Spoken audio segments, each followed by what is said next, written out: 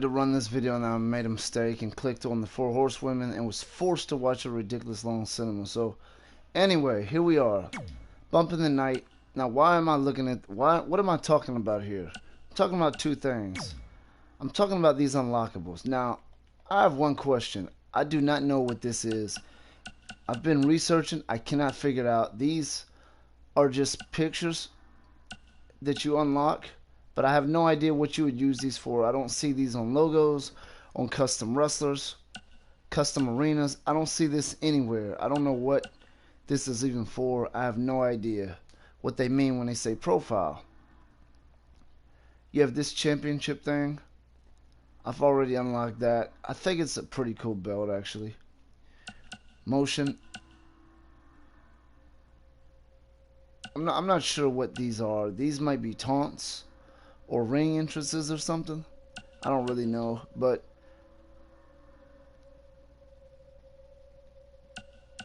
I know these are just wrestling moves. I've already looked at some of them. Weapons. Most of these weapons I don't even have yet, which I don't really care about this. These weapons don't do nothing for me. They're just reskins of the same thing.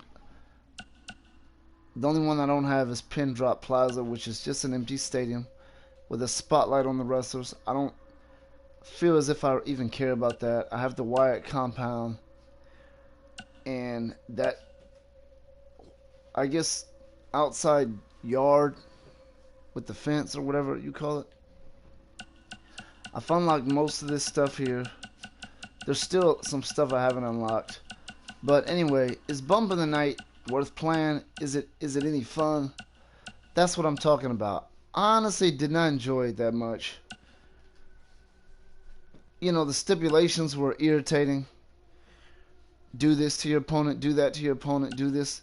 It just kind of annoyed me quite a bit. There was no real fun factor. I know it has a, for me personally, I'm saying, I know it has a storyline. It has a, you know, it has a storyline as far as, like, you know, you can read some dialogue after each match and before matches. That doesn't do nothing for me. I don't think it's that great. It didn't look like it was that well thought of. It's no big deal. There's no cinemas. It's just, you can just see images, pictures of the wrestlers. So, for me personally, I don't care about it that much. I do like the unlockables. I don't care about the weapons, but I like, you know, the attires and stuff that are added. They added a lot of really cool stuff to your custom wrestlers. I don't need these zombie characters. I don't care about them at all. I did unlock some of them because I was playing modes that would unlock certain arenas and certain custom clothes, but these little zombies and stuff, I don't need those. I would never use them in a match. They don't do nothing for me anyway. You know, wrestling and zombies just don't really go together for me personally. Overall, this mode is not really that great to me. What I do like is just, you know, being able to stretch your imagination and use these crazy arenas. Now, this stuff is basically the main emphasis on what separates this from 2K19 initially, without all the ridiculous dumb glitches and broken stuff that they have in this game. Without all that, it's basically like, okay, we're gonna take this year, we're gonna add something crazy to the game and have fun with it in another way. That's basically what that is. I will be honest, even though I told you I don't care about those Bump of the Night wrestlers, I don't want to use them or anything like that. I will tell you this though, I do like this whole cemetery, you know, or, you know, these backstage brawl places. I was gonna say backstage arenas, but it's not even an arena. You have a graveyard and a basement with some fire in it. That's the kind of stuff that I like the most about this mode or about these additions. I love playing here where that fire is. This is kind of an empty, like, old house. And then you have this wretched mirror. You have the boiler room, and then you have that same boiler room with a skull in it with fire.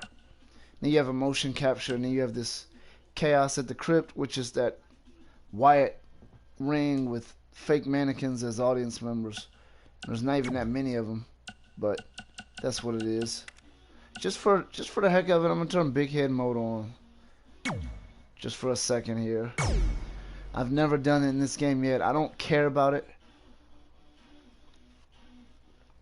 The big head mode doesn't intrigue me much, but just to add a little something crazy to this stipulation, I'm gonna go ahead and turn it on right now. That barbarian character is not identical to the wrestler that used to be in the WWE in the early 90s. It's just another version that I came up with, but it's similar but not really. I wasn't shadowing him when I did it. The superstars are ready, and so are we. Here we go.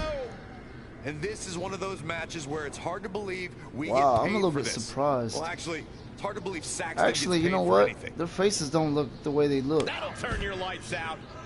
normally. So they changed their faces to... Ooh, what impact. This is absolutely crazy right here. Big reversal. I can imagine, like, when you do And gorilla now press that one's slams, the head countered. is going That through was the body. impressive, Michael. Caught him with a big boot. This is On Black the Lightning mark. versus the Barbarian. See, as you can see, his head is going through his legs.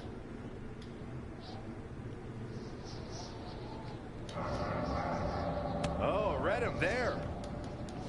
No, I mean, I guess I another could see reversal. some people having Neither some one level of of them are fun with willing this. to give an inch I personally here. don't care about it. Stomping away. In fact, after this, I may never use it Back again. elbow. It's See, making the did you game see glitchy that? too.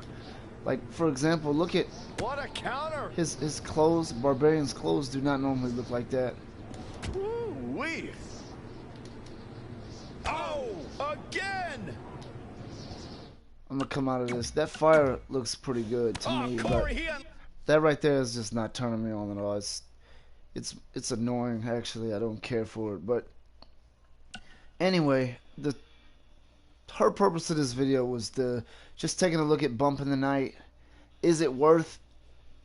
Is that addition to it bring this game to another level? My answer to that is, it does in a way, because you have all these extra things you can do now, other than just having regular wrestling matches or whatever. It kind of adds this sort of crazy, over-the-top stuff to the game. Not to mention you have that hell arena or whatever it's called with the lava and stuff like that. Without that stuff, this game would almost be not even worth buying. It would just basically be an updated version of WWE 2K19 with a crap load of glitches. And why would you even want something like that? It wouldn't make any sense. So, if anything, that does make it... I don't even know if I want to say better game. It makes it a different game. I'll tell you that. And that's pretty much it. Anyway, that's all I have for you. In my overall opinion, no, I don't like Bump in the Night mode. I don't like playing it, really. I do like the unlockables. I do like the over-the-top customization with the wrestlers, where you can go outside of the box and create stuff that you would never actually see in professional wrestling. Something that sort of gives the game just some extra crazy stuff you can do. So my overall grade is, I still would not recommend this game to anyone that doesn't have it, just because the price and that Bump in the Night mode is not super good. The story mode, to me, is just cheesy. It's a little corny. The graphics are not even that good. I don't like it at all. I don't like the stuff you gotta do in the matches. I don't like the dialogue. It doesn't work for me at all. The only thing that would make it worth playing is the unlockables.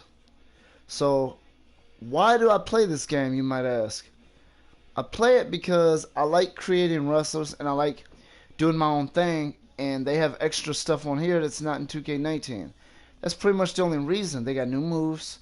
They have new customization options for your wrestlers, and that's really the only reason. Without that, I wouldn't even touch this game. I wouldn't even come close to it. So if you're not like me, where you just love creating new crazy stuff, because I don't like WWE. I don't watch it. I barely know who some of these wrestlers are on here. I don't pay attention like that. But I love playing the game. Anyway, my point is, no, I don't recommend this game to anybody who doesn't have it. I don't think it's a good move. They do have an opportunity to change that by patching the game really well. It's going to take 3 or 4 more patches, in my opinion, to make this game really good. You have to add that custom championship belt to it, and you have to fix these crashes. That is the first and foremost. Get this game to where it is not crashing. That should be their primary focus right now, even before the belts, because if you don't, then the belts might make the game crash even more, because I think something with that last patch caused a lot of crashes with custom arenas. Anyway, that's it for right now in this video.